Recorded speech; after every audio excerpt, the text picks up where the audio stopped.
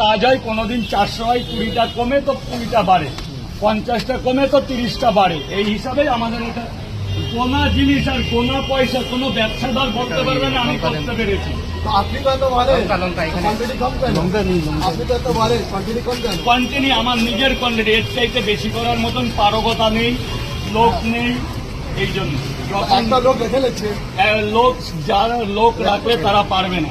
তো এখানে না যে জল ভরে দিলাম, ওই যে ময়দা মাখতে গেলে আলাদা, আমাদের 2.5 বছর লেগেছে ময়দা মাখার ট্রেনিং দিতে, 2.5 বছর। একটা হেল্পার রেখে নাও। পারবে না, প্রচুর ঝামেলা আছে, পরের লোক বাড়ি রাখা বিশাল ব্যাপার, তবু খুঁজবি। আচ্ছা রাজুদা, আপেল পেঁয়াজও তোমার কাছে থাকছে 100 বার। এত বড় যে সাইজ থাকছে, এগুলো কি মানে আমাদের আমাদের কলকাতার? 50 টাকা, কলকাতার 50 কিলো 8 কিলো পেঁয়াজ দেবো 50 কিলোর বস্তা থেকে বেছে। মানে এটা শুধুমাত্র কি তোমার জন্য? আমার জন্য যদি 30 টাকা কিলো হয় মার্কেটে, আমার জন্য 50 টাকা।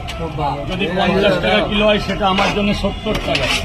মানে রাজুদার জন্য ডিসকাউন্ট আছে সব? না না, পেঁয়াজের কথা বলছি, যদি 30 টাকা কিলো হয় আমি 50 টাকা।